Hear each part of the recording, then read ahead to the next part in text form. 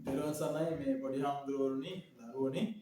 අද මේ සිංහල භාෂා හා පාලි භාෂා පිළිබඳව සාකච්ඡා කරන පොඩි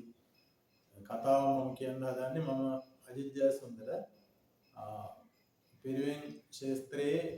අවුරුදු 20ක විතර පළපුරුද්දක් තියෙන මූලික පිරිවෙන් විද්‍යායතන පිරිවෙන් මහා පිරිවෙන් කියන පිරිවෙන් ශාස්ත්‍රයේ ගුරුවරයෙක් හැටියට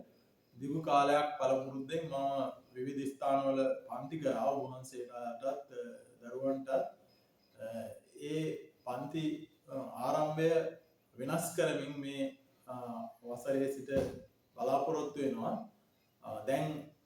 අලුත්ම ට්‍රෙන්ඩ් එක විදිහට තියෙන ඔන්ලයින් ක්‍රමය ඔස්සේ අධ්‍යාපන ක්‍රමය